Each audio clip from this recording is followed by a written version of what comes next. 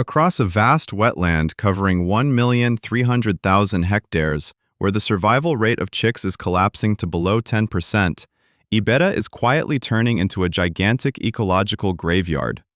Faced with the brink of an irreversible extinction, Argentina chose what may be one of the craziest gambles in the history of conservation. Not building protective fences, but releasing heavy-duty killing machines right into the middle of the victim's own habitat. Ocelots weighing 16 kilograms, armed with a bite powerful enough to crush skulls and a ruthless predatory instinct, are being injected into the ecosystem like living biological bombs. This is a gamble with no way back. If the calculation is wrong, they themselves will slaughter the last remaining sparks of hope. Why would anyone do that? Because to save life, humanity is being forced to awaken death. The answer lies in a bloody law that we are about to activate right now. The bird species Alectrurus risora, also known as the strange-tailed tyrant, once filled the skies over the grasslands of South America. But over the last 50 years, its population has crashed to red alert levels. In the key areas of Ibera, chick survival during the breeding season has fallen to a devastating level, below 10%. That means out of every 10 eggs laid, fewer than one chick survives long enough to see the sky. So who is to blame? Researchers set up a network of infrared camera traps running 24 hours a day, 7 days a week to watch the nests. And the footage exposed a brutal truth. The enemy was not coming from outside. The enemy was already inside the house. The nests were being attacked ferociously by a new army of criminals: the gray fox, the crab-eating fox, and other small carnivores. But why had the foxes become so aggressive and so numerous? The answer was the direct result of a bloody historical event: the disappearance of the rulers. For thousands of years, Ibera had been ruled by jaguars and ocelots. They were the police force of this land. But because of the value of their fur, humans hunted them until they were wiped out locally in the middle of the 20th century. When the big cats disappeared, they left behind an enormous power vacuum. In science, this phenomenon is known as mesopredator release. With no natural enemies left to keep them in check, fox populations exploded out of control. In some areas, their density increased to between 3 and 5 times the natural balance. Even more dangerous than the increase in numbers was the shift in their behavior. The foxes stopped being afraid. They moved freely, pushed deep into the core zones, and turned the quiet grasslands into a giant buffet. The strange-tailed tyrant, with its habit of nesting low to the ground, became a helpless victim in front of this overflowing army of predators. The paradox was now out in the open. The birds were not dying because of large predators. They were dying because there were too many small predators. The ecosystem had lost its balance, and humanity was forced to accept an uncomfortable truth. If order was going to be restored, the police had to be brought back. But how do you restart a biological machine that has been shut down for decades? Before making the decision to release ocelots, conservationists tried every possible alternative, and every one of them failed badly. The first option was fencing off the nests. Volunteers built metal mesh barriers around every nest they found, but the method quickly proved impossible to sustain. The second option was capturing and killing foxes. That was a brutal and short-term solution, because foxes reproduce much faster than humans can set traps. The third option was relocating the birds, but capturing them and moving them elsewhere caused such extreme stress that mothers abandoned their nests or chicks died because they could not adapt to the new environment. All of it led to one single conclusion: humanity needed another tool, a much more powerful one. And that is how an alternative emerged, based on the concept of the trophic cascade, an enormously powerful domino effect in nature. When you intervene at the top of the food chain, the shockwave travels all the way to the bottom. If the ocelot was brought back, it would carry out 2 missions. First, it would directly kill foxes and compete with them for food.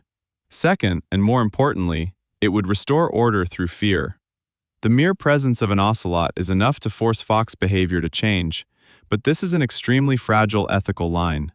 Releasing ocelots means accepting a controlled sacrifice. Scientists were forced to weigh a brutal decision: accept the loss of a few individuals in order to save an entire population, or stand by and watch the whole ecosystem slowly collapse. They chose to act. A project worth hundreds of thousands of dollars was launched, but turning a captive animal into a wild assassin turned out to be a process of technical complexity that is hard to believe. Rewilding Argentina mobilized an investment of 10,000 United States dollars just for the initial phase of the project. This was not a matter of buying a few cats and letting them loose in the forest. It was a strictly controlled biotechnology procedure. The first step was selecting the founders. Genetic material came from rescue centers and zoos in Brazil, but not every ocelot met the requirements. Individuals that were too docile or too dependent on humans were immediately rejected. The experts needed real warriors, animals that still had an aggressive instinct, a high level of alertness, and flawless physical condition. Felines injured in traffic accidents, after reconstructive surgery and rehabilitation, often became ideal candidates because they already had prior experience surviving in the wild. The next step was the wall of biological security.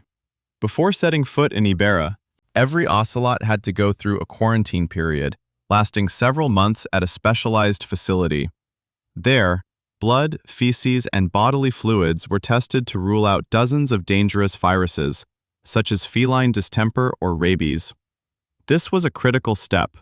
An ocelot carrying an unknown pathogen, once released, could become an unintentional biological weapon, spreading disease and wiping out other native species such as otters or maned wolves. The final step was behavioral reprogramming in the buffer zone. After clearing quarantine, the ocelots were not released right away. They were moved into huge, semi-natural enclosures built in the very heart of the Iberá forest. Imagine a large area of natural woodland surrounded by steel fencing 4 meters high, with anti-digging systems underground and a low-voltage electrified mesh along the top. That was the special training ground. The goal of this stage was to erase the old mindset, to eliminate any association between humans and food. Food was not thrown in directly. It was delivered through special mechanical boxes that opened at random times, so the animal would not develop conditioned responses tied to feeding schedules or human presence. But the most important lesson of all was cruelty itself, hunting live prey. Instead of prepared food, technicians released live prey into the enclosure: mice, snakes, frogs, and small birds. Surveillance cameras recorded every leap, every second of hesitation from the ocelot. If an individual did not prove it could hunt independently, it was removed from the project. There was no room for weakness. Nature beyond the fence has no compassion. And when the male ocelot named Balams executed his final perfect leap, tearing apart his prey in the darkness without any help at all, the technical team knew with certainty. The weapon was ready to be activated. After 6 months of agonizing waiting, the data streams began to tell an astonishing story, confirming the scientists' bold hypothesis. The impact of the ocelot on the ecosystem was not simply about how many foxes it could kill. This was psychological warfare on a large scale. Ecologists call this phenomenon the creation of a landscape of fear. An ocelot weighing 15 kilograms does not need to kill every fox in the area to protect the birds. Its presence alone is enough.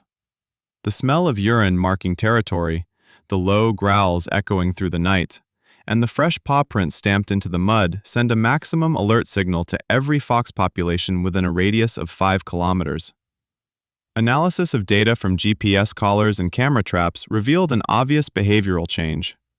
First, the heat maps of fox activity were transformed. The old hotspots, once concentrated in the open grasslands where the birds nested, began to fade.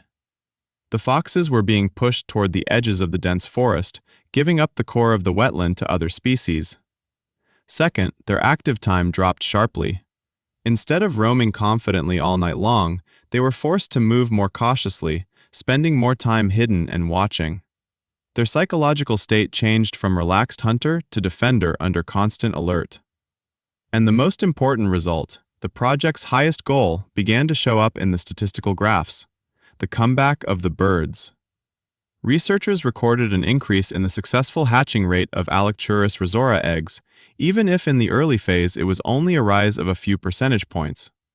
But in the language of biological statistics, that means the reversal of an extinction trend that had been going on for decades. Some nests managed to survive the most dangerous nights without being destroyed. On top of that, analysis of fecal samples from Balam and other ocelots confirmed that they were doing their job. They were feeding on rodents, hunting snakes, and there was clear evidence of clashes in which they had taken down foxes. The trophic cascade had been successfully activated. The flow of energy in the ecosystem was being redirected toward the right balance. 15-kilogram killing machines were holding the whole forest together through blood and fear. Still, these were only the first signs. The war was not over. An ecosystem never stays still. The adaptation of the foxes, the fluctuations in food sources, and the fierce territorial competition among the ocelots themselves as their numbers rise will introduce new, unpredictable variables.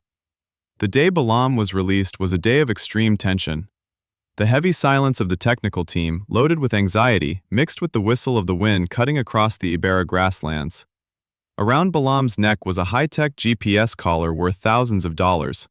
The device was programmed to send out a satellite signal every 4 hours, providing precise data on his location, movement speed, and even his activity level. That was the last remaining link between the human being and the beast. The moment Balam crossed the gate of the enclosure, all direct intervention would come to an end. The trapdoor was lifted by a remote pulley system. In the first second, Balam hesitated. His yellow eyes scanned the unknown jungle beyond the steel mesh. That instant has a name, the point of no return. From that moment on, Balam's fate was handed over to the laws of survival. The scientists could no longer protect him. They did not know whether he would find food the next day. They did not know whether he might accidentally drift into a populated area and be shot, or worse, run into a jaguar, his greatest natural enemy, and be killed on his very first night. The first GPS data that came back that same night was chaotic. The red dots on the satellite map showed Balam moving non-stop, with an action radius expanding in an abnormal way. What is happening in Argentina is not just a local conservation success story. It is also an expensive lesson in the complexity of the Earth, a complexity that human beings still are not capable of fully understanding. For a long time, we were arrogant enough to believe that we could protect nature by removing brutality, by turning the wilderness into a peaceful garden. We were gravely wrong. Controlled brutality, death, and fear are essential ingredients for sustaining life. Removing a predator from an ecosystem is like pulling the control rods out of a nuclear reactor. Everything looks calm for a moment, until it explodes from the inside. The work of rewilding Argentina is not about playing God. At its core, they are simply acting as humble mechanics, trying to put back the crucial gears that humanity foolishly removed in the past. The gigantic costs, the complex technology, and the life or death risks of this project are the price paid for historical mistakes. The message is clear. We can destroy an entire ecosystem in just a few years with a handful of gunshots, but it will take decades, millions of dollars, and the effort of several generations to repair even the smallest crack. The story of Balam and the ocelots in Iberra has not reached its end yet. Will this population manage to develop sustainably? Will the strange-tailed tyrant truly make it off the endangered species list? Only time and future GPS data can answer that. But one thing is certain tonight. In the wetlands of Iberra, fear has returned, and along with that fear, the hope of life has returned as well. What Argentina is doing with the ocelot is truly extraordinary, but it is still not the most extreme example of the power of predators.